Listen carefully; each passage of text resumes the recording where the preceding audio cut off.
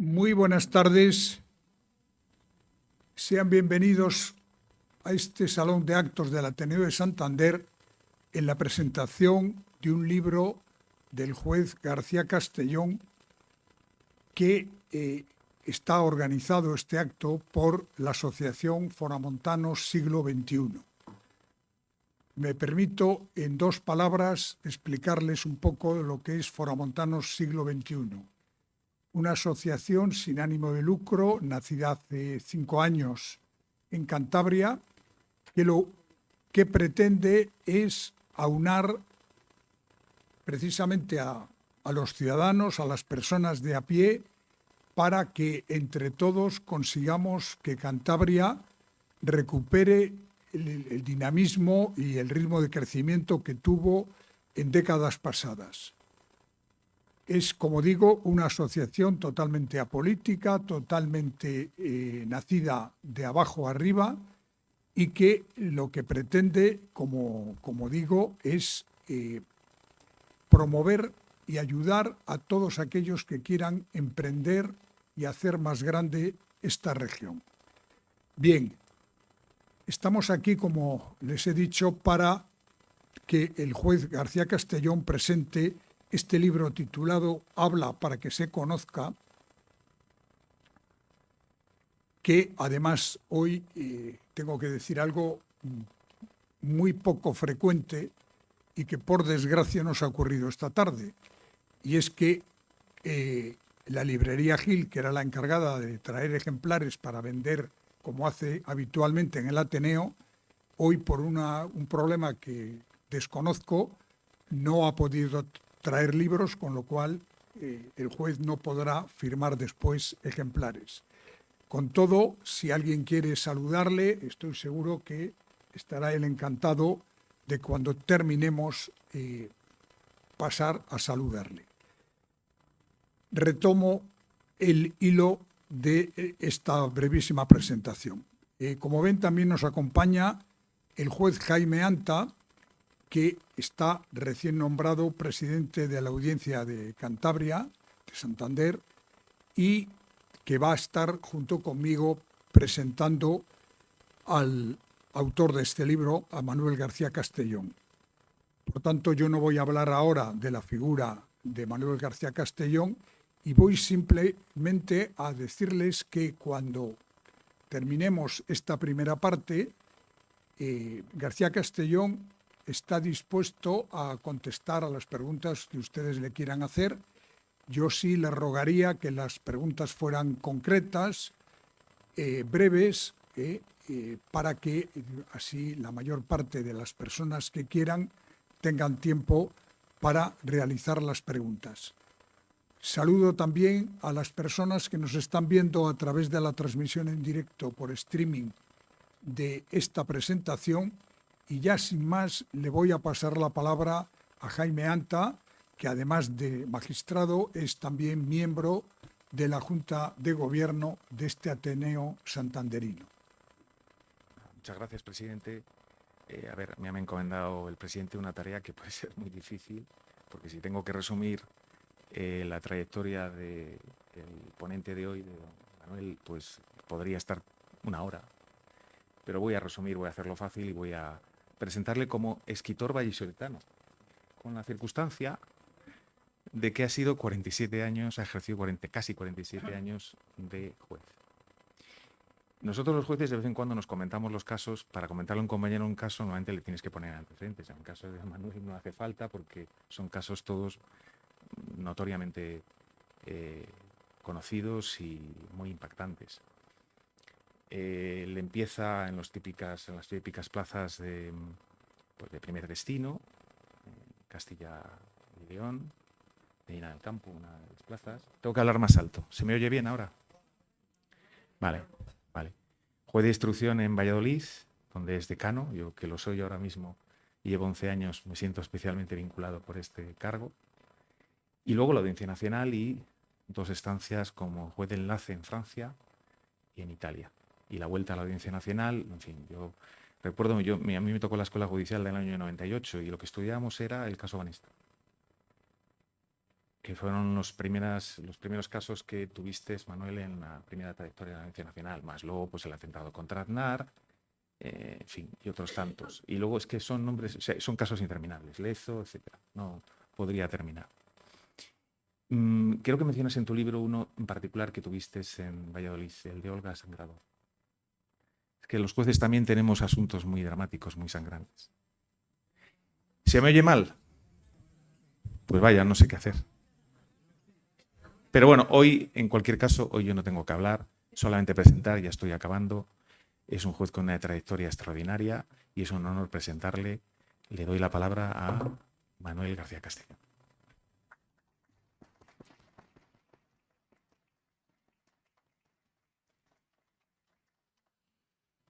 Muy bien. Buenas tardes a todos. Muchas gracias por venir y a los que estén viéndolo por ahí por la cámara. Bueno, yo estoy a disposición de ustedes para contarles lo que quieran y lo que yo pueda contar, claro, que no todo se puede contar. Y Manuel, creo que me vas a preguntar, ¿tú mejor? Sí, vamos a hacer la presentación en formato entrevista, que los habituales del Ateneo ya lo conocen porque lo hacemos con mucha frecuencia. Bueno, a mí como periodista me gustaría empezar por lo más actual, ¿eh?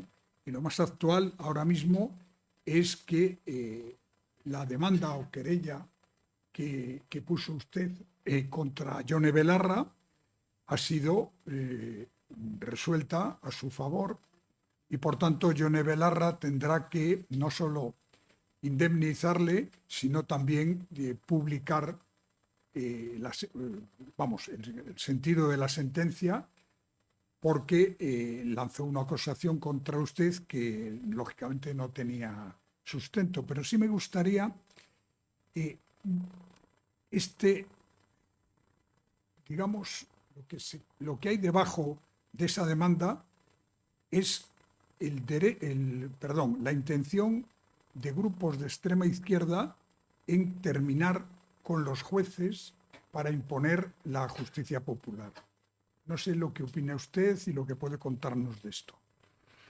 Bueno, es verdad que la sentencia se publicó el viernes, por lo menos yo tuve noticia de ella ese día.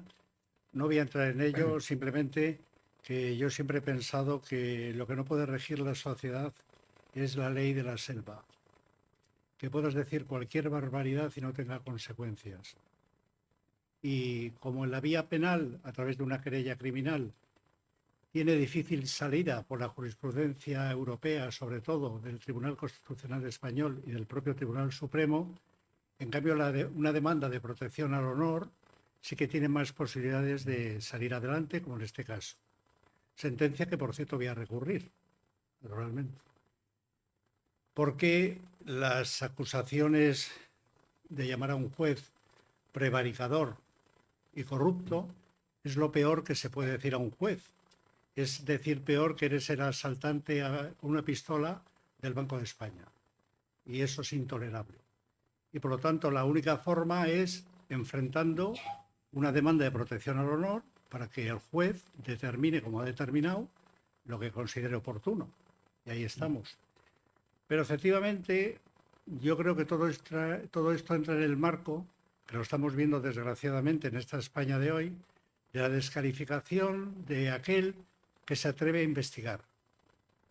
Con acusaciones que ustedes oyen todos los días de lawfare, de prevaricación, incluso en el Congreso. En el propio Congreso de los Diputados, algún diputado me ha llamado corrupto y prevaricador. Y no solamente a mí, a un otro también.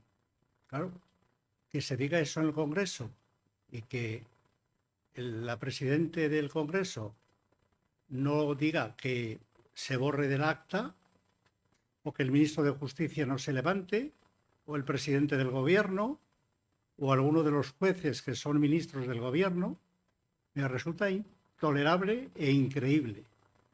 Porque yo creo que la democracia o se defiende cada momento y cada día, o se va cuesta abajo.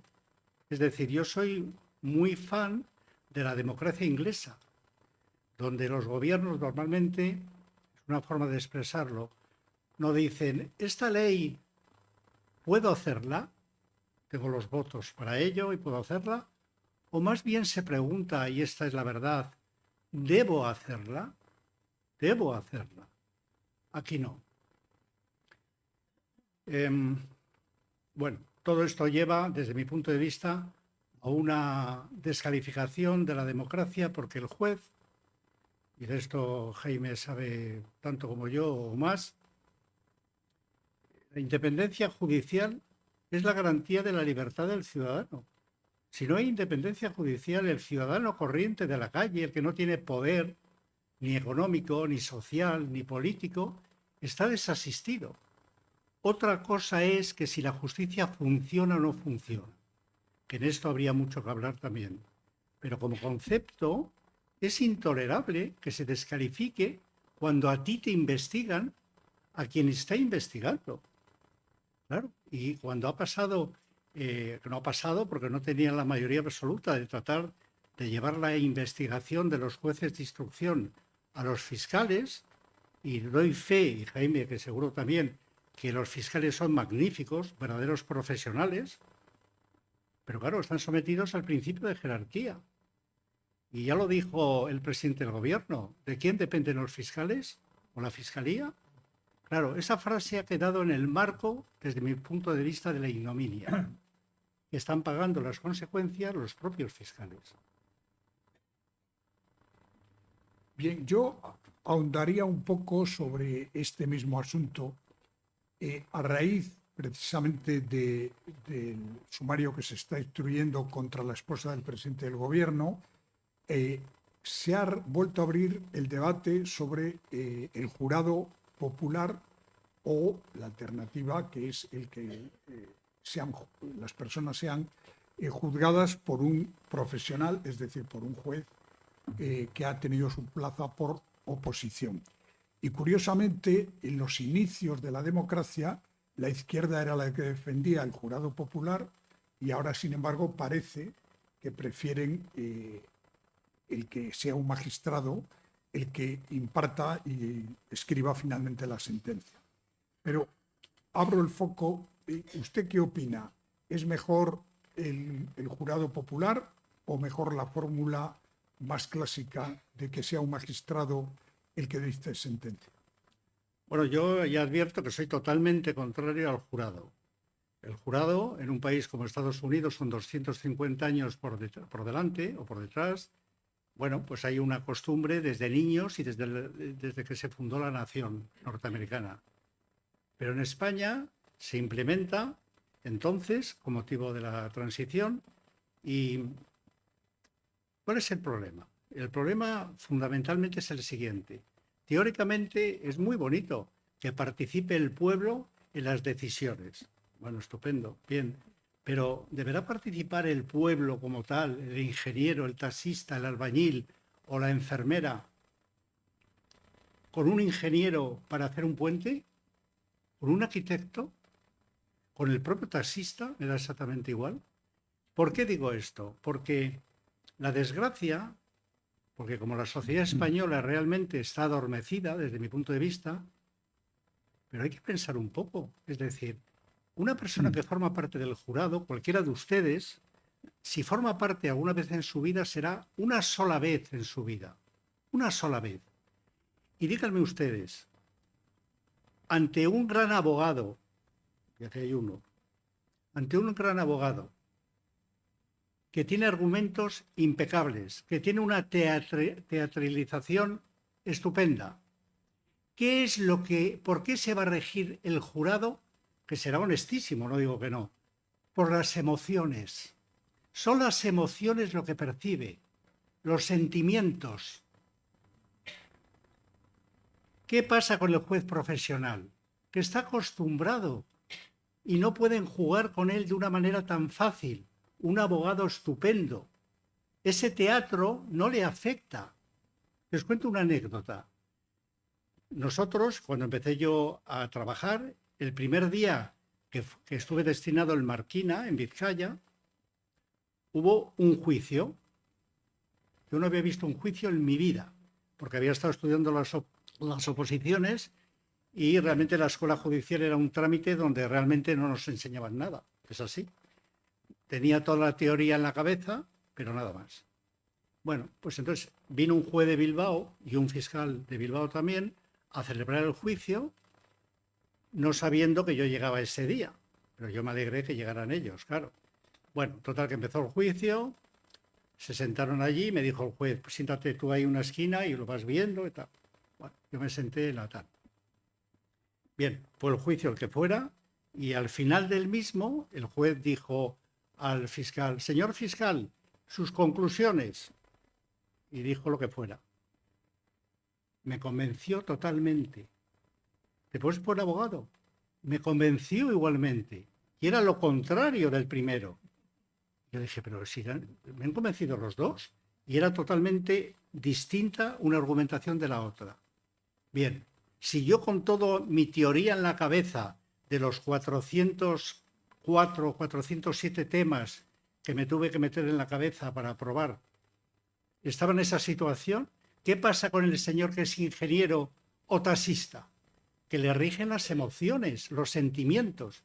Y la pregunta final que hago, si uno de ustedes, el que fuera, tuviera un familiar con un problema que le están acusando de una violación o de un asesinato, y ustedes saben certeramente que es inocente, ¿qué preferirían? ¿Un juez profesional o el jurado?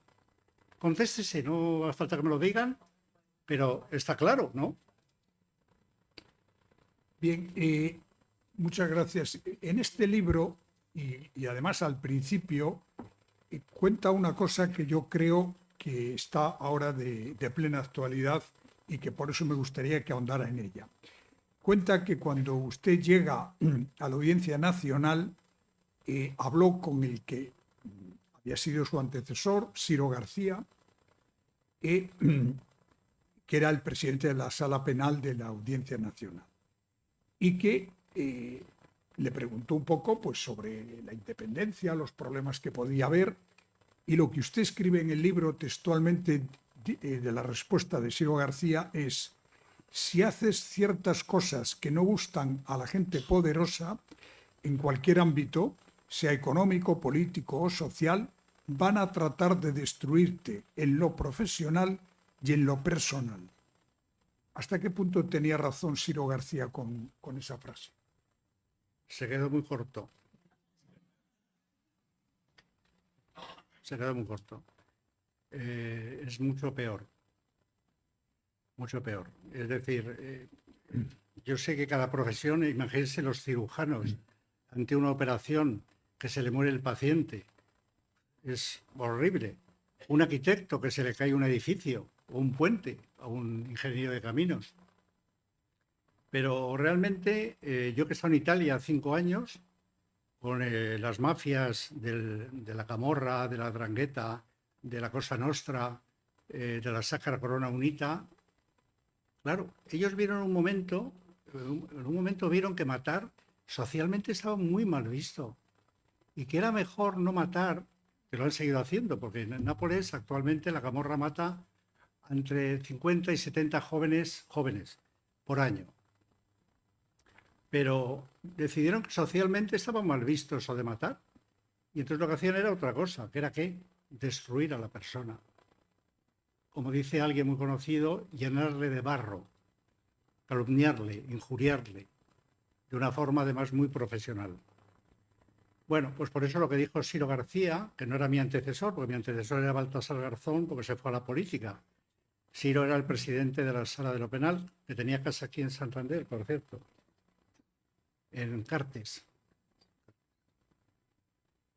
Y realmente los métodos que se utilizan, donde está el poder de verdad, y el poder de verdad está en Madrid, es así, el poder real está en Madrid en todos los sentidos.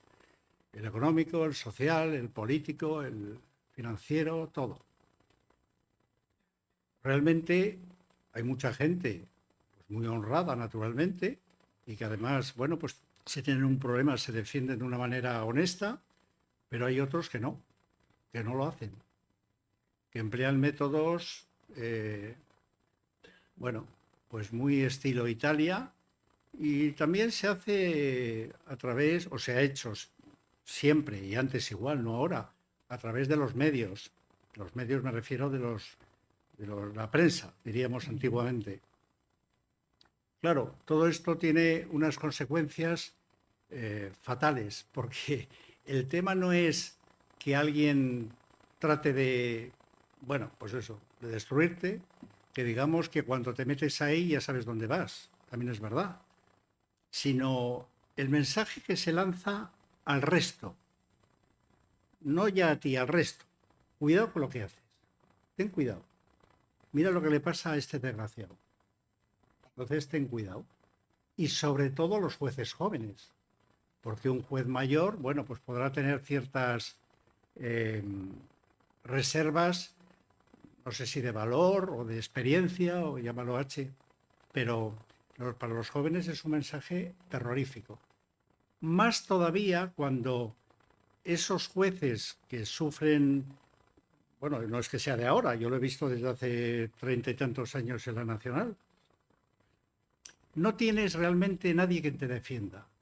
Estás solo totalmente. Solo. Claro, encima de estar solo, que te llamen prevaricador y que te llamen corrupto y que eres un sinvergüenza, pues, ¿por qué digo que estás solo? Porque el Consejo General del Poder Judicial no tiene poderes realmente. Se hizo de tal forma que el Consejo está en manos de los partidos políticos. Por Alberto Bello, ministro de Justicia, perdón, Felipe González, y el ministro de Justicia lo cambiaron en el año 85 y pasó del primer consejo que hubo de Federico Carlos de Robles a lo que hay ahora, que es de los partidos políticos. Yo tengo amigos dentro del actual Consejo del Poder Judicial, pero no tiene medios. ¿Qué es lo que pasa cuando dicen tal juez es un sinvergüenza, bueno, de todo? Que el Consejo lo único que puede hacer es hacer un comunicado que ustedes habrán visto algunas veces diciendo: rogamos a los poderes públicos mantengan la independencia del juez y respeten. ¿Y eso de qué sirve? ¿De qué sirve? Y después la Fiscalía General, que tiene una de sus funciones es proteger la independencia judicial. Bueno, yo quiero verlo. El enunciado está bien, proteger la independencia judicial. Pero ¿qué acciones se han tomado? Que yo sepa. Ninguna. Nada.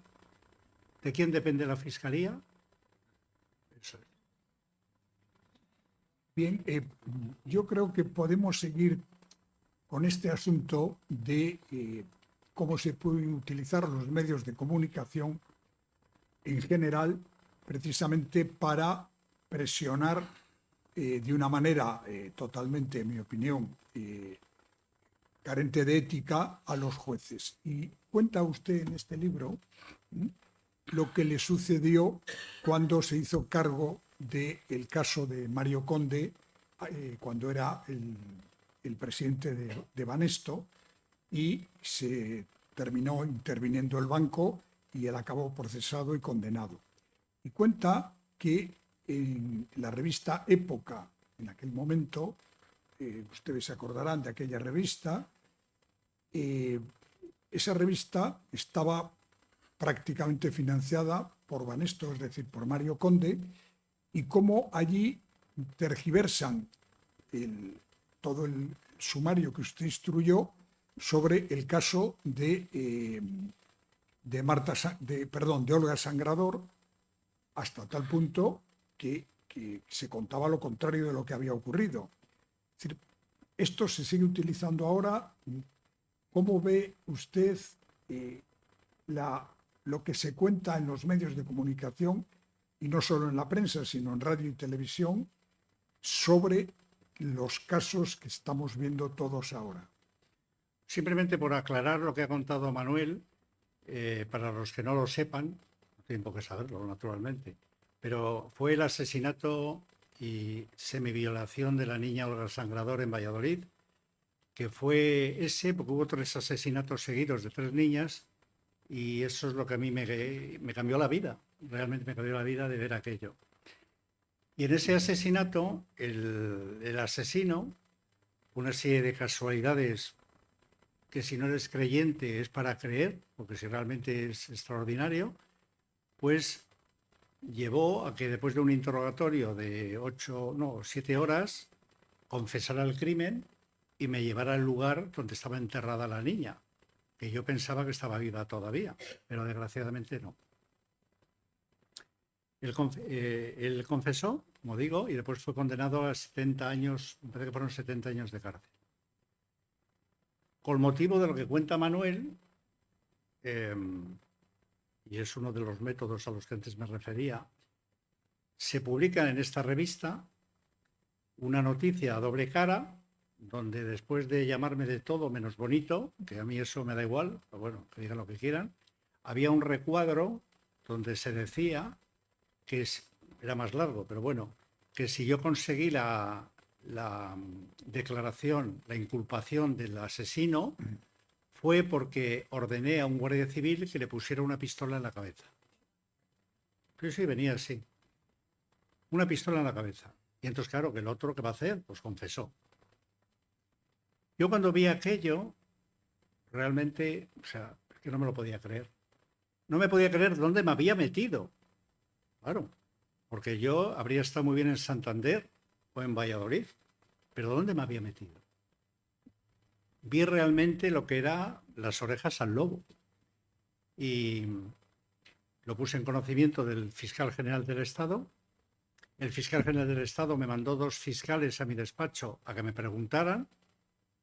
Yo dije que yo que sabía, que no había sido así. Y la Fiscalía General del Estado mandó a un fiscal, que esto tiene tela, a la prisión de Herrera de la Mancha, donde estaba preso, en una cárcel de máxima seguridad, a preguntarle si era verdad. Con lo cual, imagínense lo fácil que hubiera sido que hubiera dicho, sí, era verdad. Con lo cual, se anula el juicio. O sea, pero él dijo que no era verdad. No sé por qué lo dijo o dejó de decir, pero fue así. Con lo cual, bueno, la Fiscalía General se creyó contra él por un delito de desacato, pero un mes después, el ministro de Justicia, Juan Alberto Bello, despenalizó el desacato. Entonces me quedé sin nada. Me llamó el juez de Plaza de Castilla y me dijo, oye, Manuel, este asunto toca archivarlo, a no ser que tú te querelles contra el periodista. Dije, no. El Estado no me defiende, pues chico, yo ya, ¿qué voy a hacer? Esta es la historia. Que pasen esos casos, esos casos tan graves, absolutamente mafiosos, yo no los he visto en otros compañeros. A lo mejor ellos lo han sufrido y no lo han dicho, no lo sé. Y lo contarán cuando se jubile o no lo sé. Pero realmente somos muy poquitos los jueces centrales de instrucción, muy poquitos. Y bueno, pues se sabría de alguna manera. Pero casi peor que eso fue lo de la bicicleta. Bueno, casi peor no. Cuéntalo. La bicicleta es que también tiene su cosa. Yo siempre he sido muy ciclista de montaña y aquí en Santander he andado mucho también, pero en Madrid en Guadarrama. Y tenía una bici que era bastante porqueriosa y me encantaba la Trek, la bicicleta Trek, que es norteamericana. Pero claro, costaba, me acuerdo, 50.000 pesetas, lo que yo quería. Y para mí era muy caro, no podía pagarlo. Entonces, en esos días, en esas semanas, me presentó alguien a un señor que era abogado y que tenía despacho en Madrid y en San Francisco, en Estados Unidos. Y que iba una vez al mes allí y que iba y venía. Entonces se me ocurrió decírselo un día. Digo, oye, porque le conocía 3 o 4 veces que había tomado café con él o una Coca-Cola. Digo, oye, fulano, tú que vas allí, ¿me podías preguntar qué cuesta esta bicicleta Trek? Oh, sí, no hay problema. Fue allí, me llamó y me dijo, oye, esta bici concretamente vale 25.000 pesetas. 25.000, oye, ¿y tú me la puedes facturar para acá? Sí, claro, no hay problema. Bueno, total, que me la mandó, él vino en el avión también, me acuerdo. La fui a buscar, la monté con un amigo, después resulta que me estaba pequeña, pero bueno. Total que, bueno, Pues eso pasó en un momento determinado. Y a partir de ese momento, incómodo, pero la utilizaba por Guadarrama y por Navacerrada y por ahí. Pasa un año. Y tengo el asunto que llevaba Baltasar Garzón de los GAL. Y entonces el secretario de Estado es citado por Baltasar, que había vuelto de la política, es citado a declarar. Y el secretario de Estado, los abogados, le recusan a él. Y con la mala suerte que me toca a mí resolver la recusación. Bueno, pues lo tengo ahí en la mesa. Esto había pasado un año desde esta historia. Y en ese momento llaman a la puerta y es un comisario de Interior. ¿Qué tal, don Manuel? ¿Puedo pasar? Sí, pase. Pasa.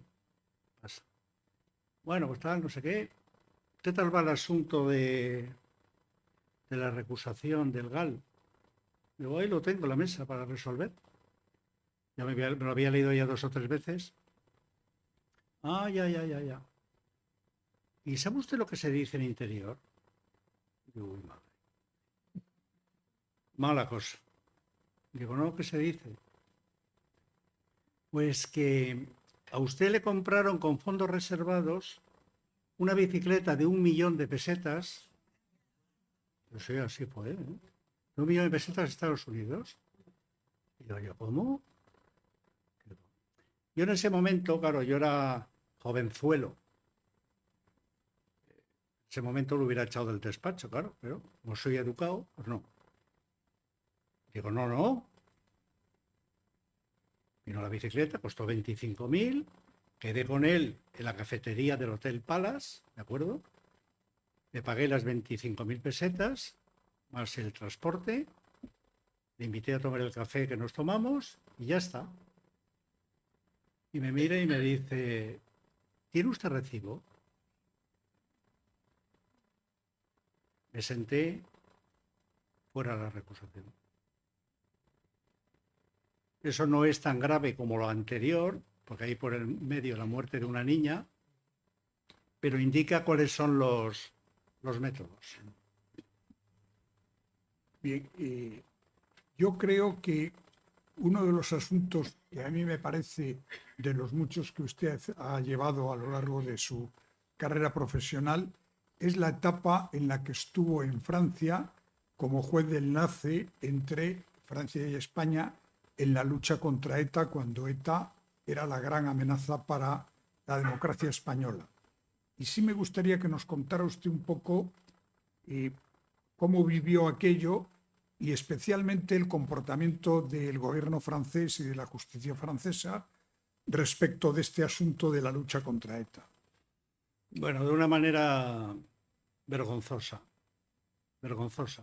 Quedará en la historia de la infamia el trato que recibimos de Francia durante tantos años. ¿Cuántos muertos costó? ¿Cuánto dinero? ¿Cuánta desgracia se la debemos a una política de mirar para otro lado?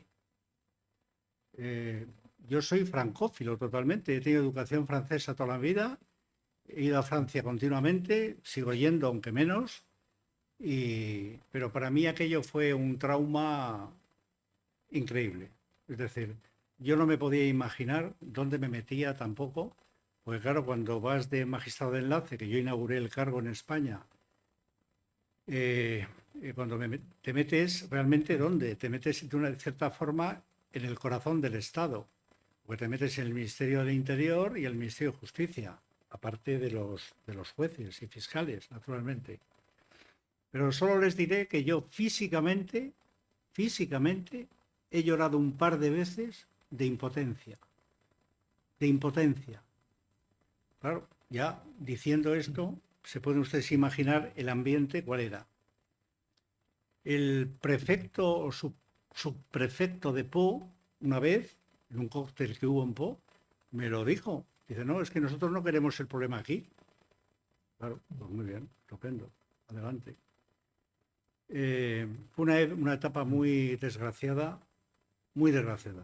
que realmente yo no he visto una actitud de un vecino con otro de una forma tan sangrante como aquella. En la novela Patria, la de Fernando Aramburu, cuenta de una forma ligera cómo el asesino pasa la frontera, se va a Bretaña, vuelve, está en el País Vasco francés, vuelve al pueblo, mata a este hombre y se vuelve otra vez. Y yo se lo pregunté a Fernando Aramburu en un coloquio que hubo como este, donde se podía intervenir, y yo intervine para preguntarle, digo, oiga, usted cuenta esto como la cosa más normal del mundo. Paso, estoy tranquilo allí, vuelvo, mato y me largo otra vez. Me contestó una butad. Va, yo no soy historiador. ¿Es historiador? No sé. Hay que tener un poco de alma y de humanidad, digo yo, para saber interpretar las cosas y reflejarlas en el papel. Pues no lo hizo. Entonces, esa actitud de miedo, en el fondo es lo que rige al ser humano, el miedo, es lo que ellos tenían a que se les trasladara el problema allí. Y realmente lo consiguieron a costa de 855 muertos, claro. Bueno, yo creo que ahora le corresponde a Jaime Anta hacer alguna pregunta. Bueno, esto no estaba en el programa, Manuel. No estaba en el programa. Yo te quisiera hacer una pregunta, Manuel. ¿Tú crees que los jueces tenemos la misma libertad de expresión cuando estamos en ejercicio de la profesión que cualquier otro ciudadano? No. ¿O que tenemos menos? No. Los jueces en activo no tienen ninguna libertad de expresión, aunque algunos se la tomen en programas de televisión, lo cual a mí no me parece muy correcto, porque todo el mundo opina de todo y bueno, pero realmente no debe ser así. Debe ser así y además, bueno, es que el opinar, ya sabes lo que dice la ley orgánica del Poder Judicial al respecto, o sea que, pero algunos se toman esa libertad, pero el juez tiene que estar callado, es así, tiene que estar callado, porque si tú tomas decisiones que molestan a unos u otros, enseguida te encasillan.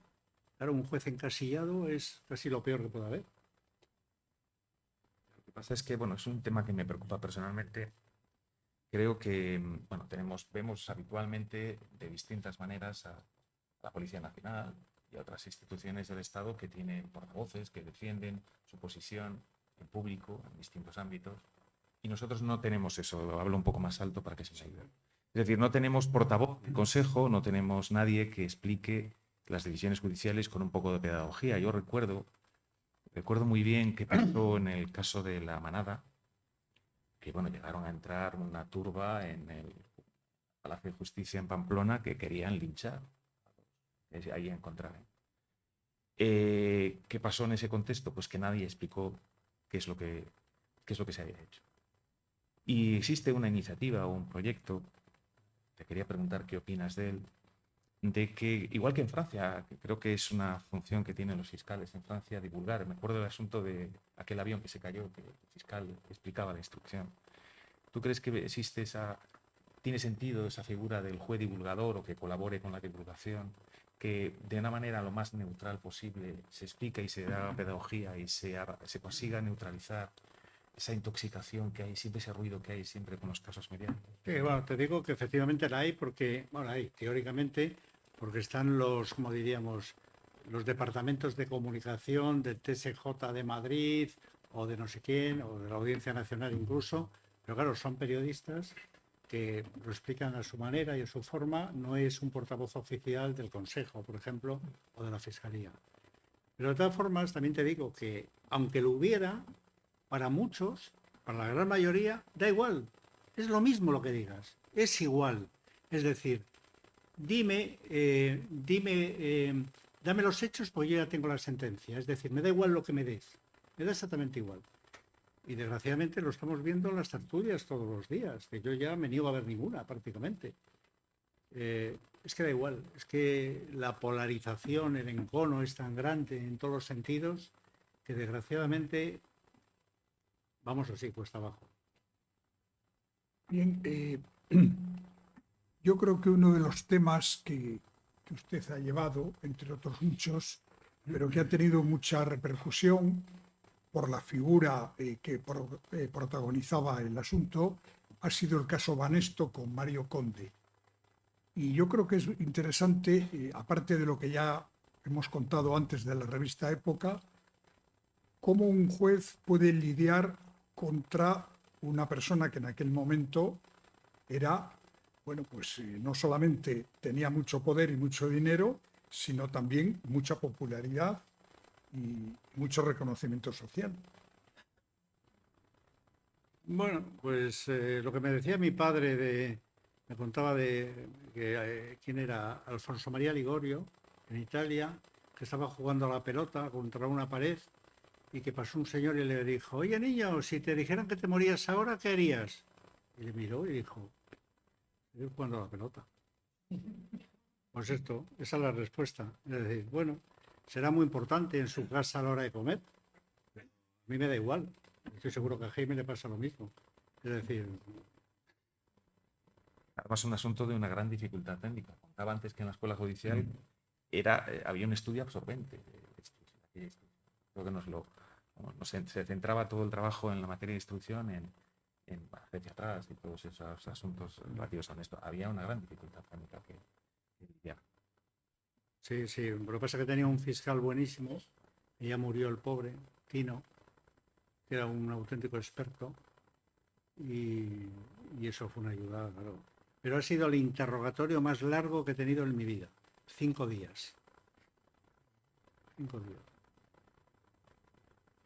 Bien, volviendo a los temas de actualidad, estoy viendo ahora aquí esta noticia que acaba prácticamente de hacerse pública ahora, de que el Partido Socialista y el Partido Sumar están pactando despenalizar las injurias a la corona y las ofensas a la religión.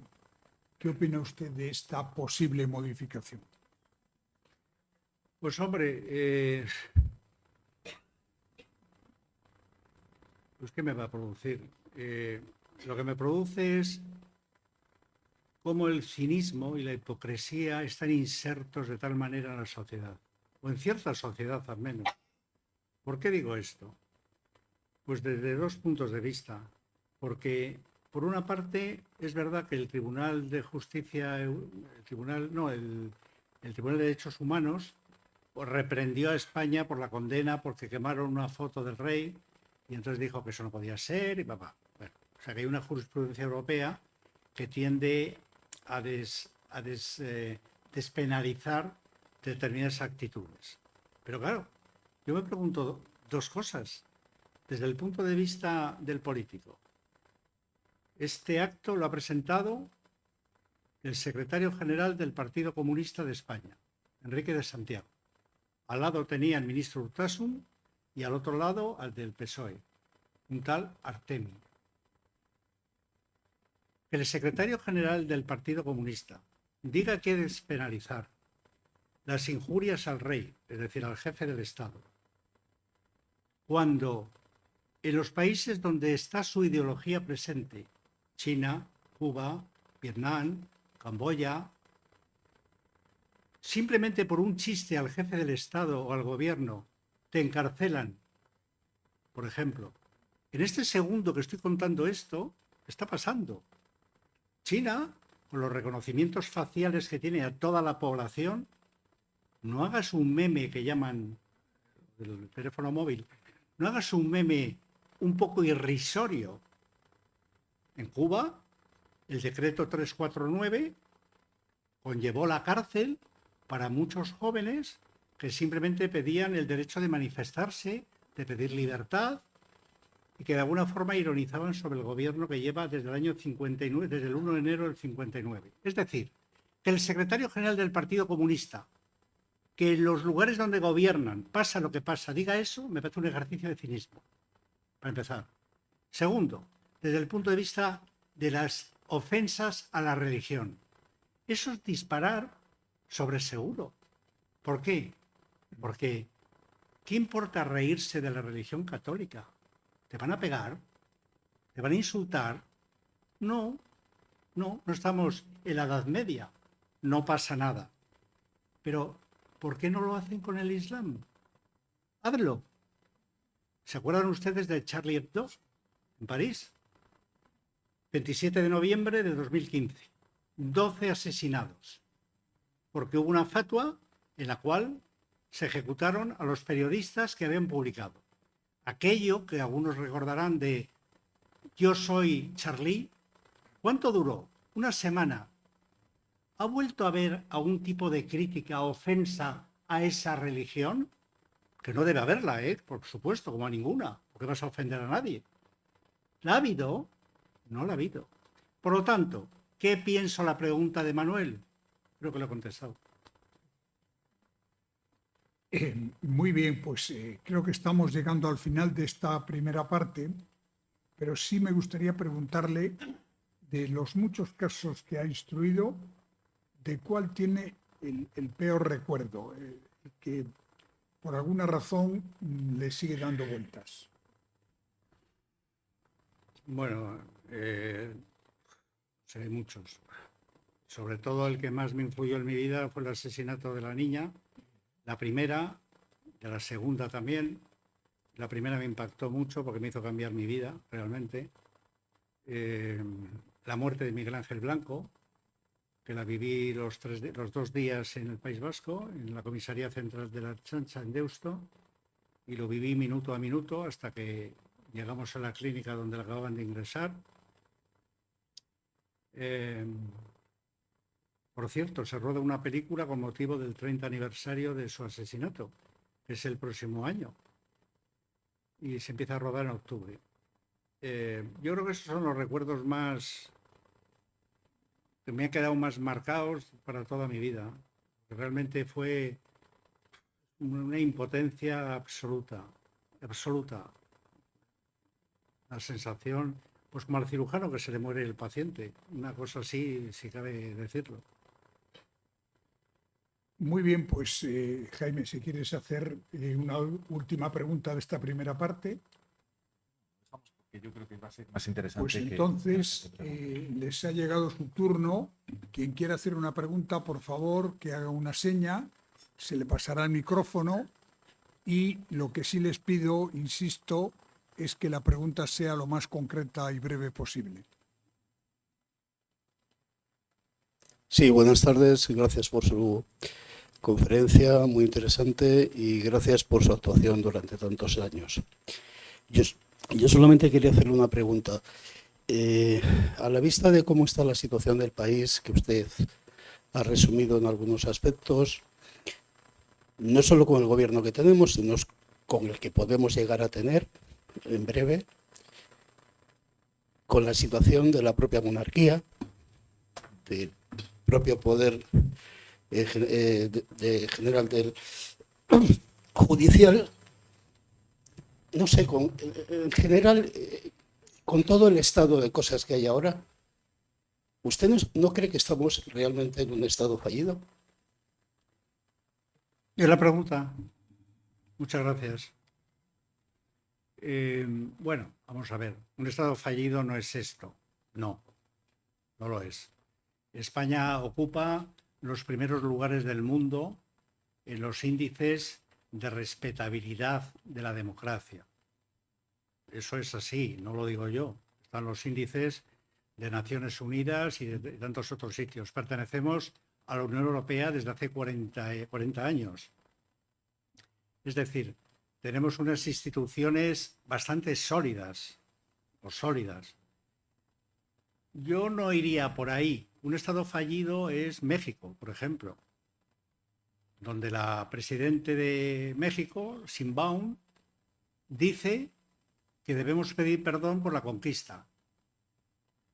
Pero vamos a ver, están matando 30.000 personas al año en México, los cárteles.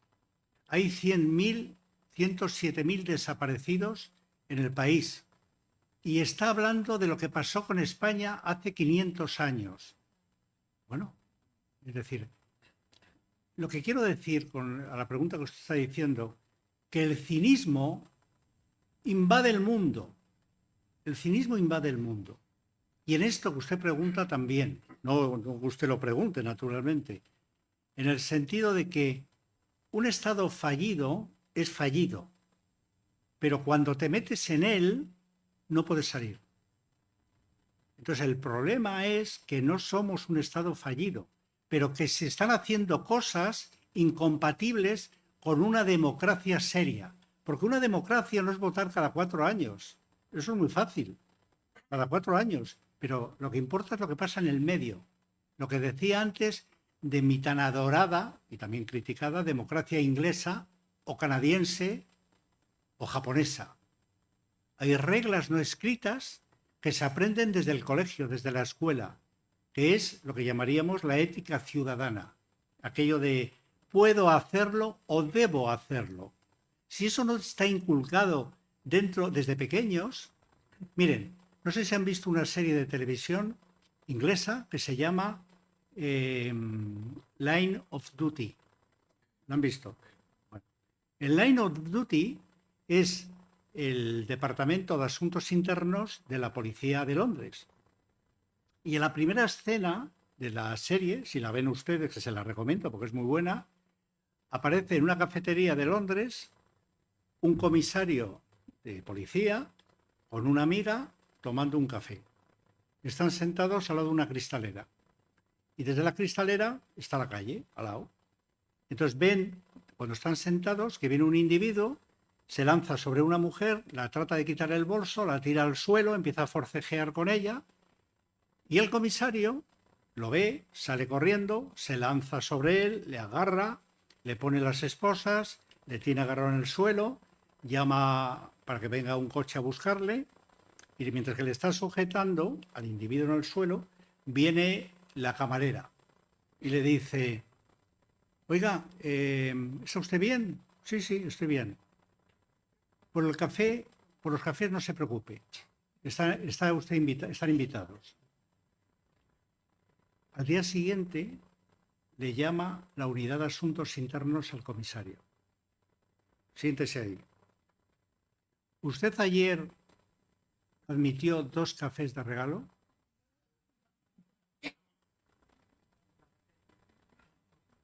Dense cuenta ustedes, a mí me parece muy exagerado, ciertamente, pero dense cuenta ustedes que se han reído. Pero es real, es real.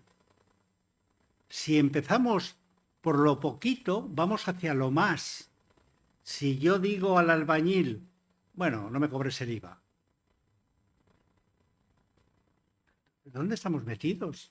Es decir, el problema del Estado fallido es que España no es un Estado fallido, es una democracia sólida, con graves o medio graves riesgos de degenerar. Y si degenera, no sales de ahí. No sales de ahí. Hay una novela, y acabo, hay una novela de la que llaman la madre del liberalismo, Ayn Rand. Y Ayn Rand, en una que tiene, que se llama Lo que vivimos, cuenta cuando tenía 20 años con su hermana en San Petersburgo, justo al año siguiente de la revolución, del golpe de Estado, más que revolución, el golpe de Estado bolchevique. Cómo están en una habitación viviendo los 4, los padres y ellas 2, que tienen 20 años, 19, 20, cómo están allí metidas, comiendo un mendrugo de pan porque no tienen para comer, pasando un frío horroroso, y cómo el padre, lo cuenta ella en el libro, lo pueden leer, las dice a las hijas: hijas mías, no os preocupéis, porque estos crímenes continuos que estamos viendo, este salvajismo por doquier, este saqueo, se va a acabar pronto, porque Europa va a venir a ayudarnos. ¿Qué pasó? Que no.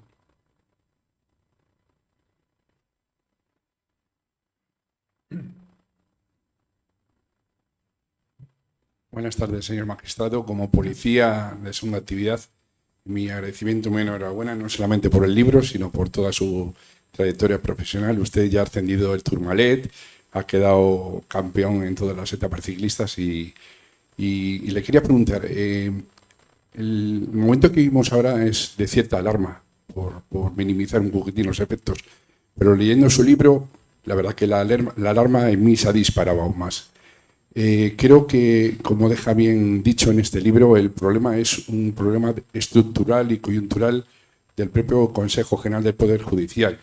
Incluso los 20 vocales que hay, como bien sabe usted, 4 son designados por el Congreso, 4 por el Senado y los otros 12, pero es que en la actualidad no es así. Los 20, como usted bien dice en el libro, son parte del Congreso y parte del Senado porque quedan a expensas de las asociaciones de magistraturas y a lo que voy. ¿Cree usted que se puede imponer otra vez la figura del desacato a la que la ley Belloc echó abajo? Muchas gracias y enhorabuena. Gracias, gracias.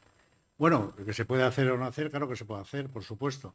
Otra cosa es que haya voluntad, porque al final la demagogia está en decir, bueno, claro, es que el desacato es puro corporativismo. Claro, nos protegemos unos a otros. Pero ¿qué está usted diciendo? ¿Pero cómo que puro corporativismo?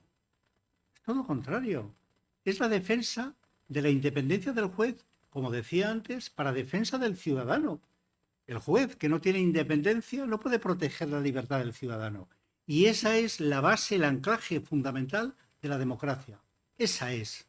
Si esa se socava, bueno, pues que Dios nos pille confesados. Por lo tanto, que se pueda volver otra vez o no, no lo sé. Eso está en la mente de los políticos o no, no tengo ni idea.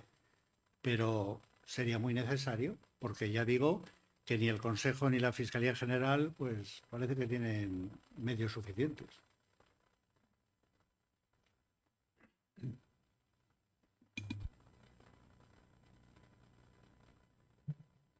Hola, buenas tardes. Mira, yo me he quedado impactada con el fragmento que habéis contado acerca de la falta de la independencia del Poder Judicial, que el ejemplo que ha puesto usted es como una grieta más que ejemplifica la falta de independencia de los tres poderes. Entonces, me gustaría saber un poco cuáles son sus sugerencias para poder encarrilar otra vez esta independencia, o si usted cree que deberíamos tener incluso una nueva Constitución.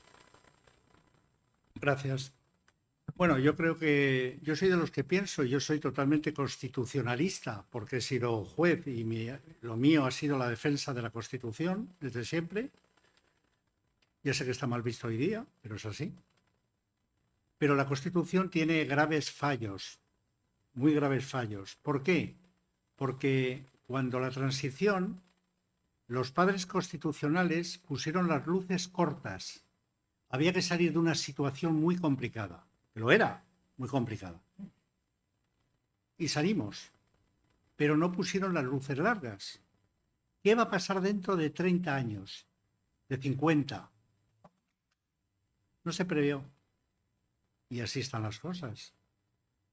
Hay ejemplos concretos de lo que estoy diciendo. Por ejemplo, los presupuestos generales del Estado. En la Constitución dice que el Gobierno deberá presentar los presupuestos una vez al año antes que empiece el último cuatrimestre. Pero dice qué pasa si no se presentan. No lo dice. No lo dice. Pero ¿cómo no puedes decirlo? Tienes que decirlo. Si no se presentan los tal, entonces habrá una moción de confianza o convocatoria de elecciones. Por ejemplo, digo yo, no se dice nada. El artículo 25, creo que es, de la Constitución, habla de que la finalidad de la pena es la reinserción del delincuente, cosa que yo estoy de acuerdo con ella, teóricamente, que es la reinserción del delincuente, claro. Pero, ¿y qué pasa con los psicópatas? Desde entonces hasta ahora ha habido avances tremendos en la psiquiatría y el psicópata no se cura nunca. A mí me lo han dicho asesinos. Cuando salga lo volveré a hacer. Sí, sí. Entonces, ¿qué pasa? ¿Cómo no prevé la Constitución algo distinto? A mí no me vale con la prisión permanente revisable. Bueno, oye, revisable, nunca mejor dicho. Y yo soy partidario de un derecho penal humanitario, naturalmente. Pero claro, es que hay situaciones y ha habido situaciones tremendas en España. Por lo tanto, sí, habría que haber un cambio de la Constitución, lo cual, ya la digo, que es prácticamente imposible. ¿Por qué? Pues porque para cambiar la Constitución hay artículos que necesitan 2/3 de los votos de las Cortes y artículos que necesitan 3/5. Dígame cómo se consiguen ese número de votos. Yo no lo veo, en absoluto. Puede ser algún día que un partido saque 250 diputados. Bien. Y entonces cambie la Constitución. Pero claro, el problema es que la Constitución se hizo de tal manera que contentara a todos. Y al final, 50 años después, estamos como estamos, con muchas grietas por muchos sitios. El jefe del Estado no tiene poder ninguno. Sí, es el jefe de las Fuerzas Armadas. Bueno, bien, pero no tiene poderes reales de ningún sentido, como tiene el presidente de la República de Portugal o de Italia, por ejemplo. La Constitución se ha cambiado varias veces en Italia y en Alemania. Aquí se ha cambiado ¿para qué? Para el tema, que hubo un tema menor, del tema de los minusválidos, los discapacitados, y para otro tema que era el techo... 135, ¿no? Sí, exactamente.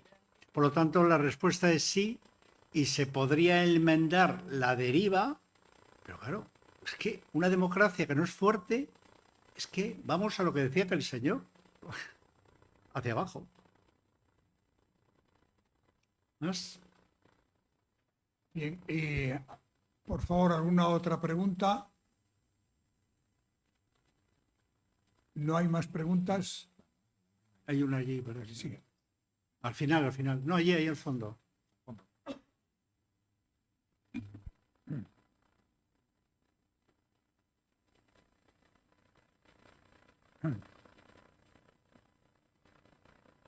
Bueno, felicitar al ponente porque, bueno, como siempre, muy brillante sus actuaciones. Le voy a preguntar una cosa, hablo ya un poco de memoria porque ya los años han pasado, respecto a la instrucción del caso Banesto. Siendo cierto que Mario Conde era un señor muy poderoso, le pregunto, ¿no es más cierto que había intereses políticos y económicos por cargarse a Mario Conde? Eso la primera parte. La segunda, hoy estamos viendo que ya cualquier tendencia política pues es muy divulgada, hay pronunciamientos en ambos bandos, por así decirlo, pero cuando ocurrían en su época como juez de instrucción de la Audiencia Nacional, había también casos mediáticos, la prensa o los poderes económicos no influían en sus decisiones políticas. Es decir, por ejemplo, ahora mismo aquí en Cantabria, ¿no? Aquí pues está don Jaime Anta, es un magistrado pues conocido, bueno, pero cuando alguien se mete con alguna corriente o el ir contra corriente, hablo por ejemplo en casos del Racing, aquí igual usted no lo conoce, el ir en contra de lo que supone por ejemplo el Racing es pecado mortal, o sea, los jueces yo creo que muchas veces han mirado para otro lado o se han puesto de perfil. ¿Qué le quiero decir? ¿Ustedes de verdad no se sienten presionados mediáticamente a la hora de tomar sus decisiones? Bueno, yo si conociera a todos los jueces le podría contestar. No les conozco. Es como cuando le preguntaron a Churchill, ¿qué opina usted de los franceses? Y dice, no les conozco a todos. Pues igual le digo, no lo sé. Es decir, depende... Mire, con respecto a la pregunta que dice, la segunda, si quiere, depende mucho de factores personales, que no debería ser así probablemente, pero desgraciadamente, bueno, pues todos somos personas con ideas o ideologías o sentimientos o llámalo H. Pero es importantísimo desde mi punto de vista el tener una vida interior rica. Si tú tienes una vida interior rica, te defiendes mejor de los elementos externos. Yo procuro construírmela desde siempre, pues leyendo mucho, yo leo muchísimo, música clásica muchísimo, paseos por la montaña, conversaciones interesantes, bueno, te construyes algo. Eso, lo mismo que se dice que la lectura buena, te estructura la mente, y es verdad, con esto pasa igual. Si tú tienes esa vida interior, te aíslas del resto. Yo me he visto en las portadas de los periódicos 50.000 veces. 50.000 veces. Pero yo siempre he pensado lo de vanitas vanitatis e omnia vanitas. Vanidad de vanidades y solo vanidad. A mí me da igual. Es decir, es que ni he guardado los periódicos de todas las épocas que he pasado. Si tú tienes una vida, como te digo, interior, propia. Por eso digo que yo no conozco a los demás jueces y no sé lo que hacen o dejan de hacer.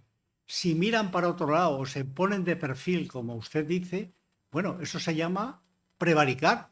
Eso sí que es un delito de prevaricación. Hacer o no hacer lo que tienes que hacer o no hacer. Claro, entonces estamos entrando en una categoría, digamos, delictiva, o por lo menos, sí, delictiva. No vamos a engañarnos, es así.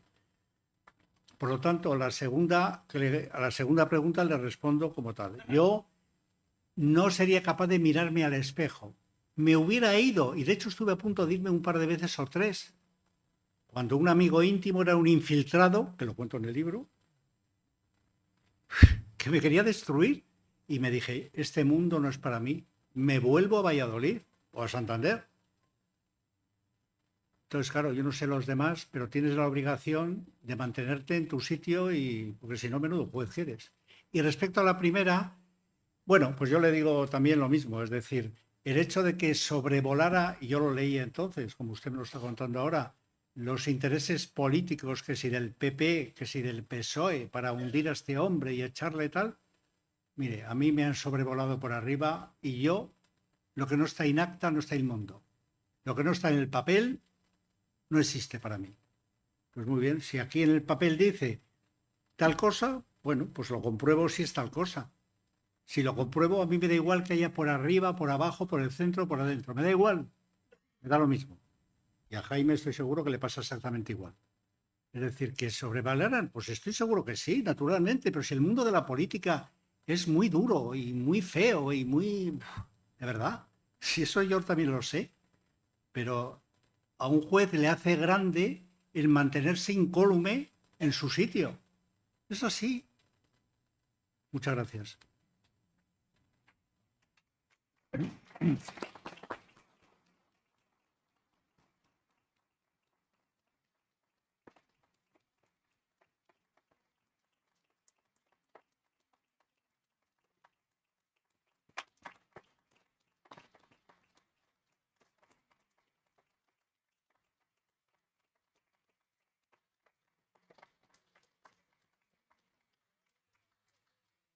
Muchas gracias a todos, de verdad.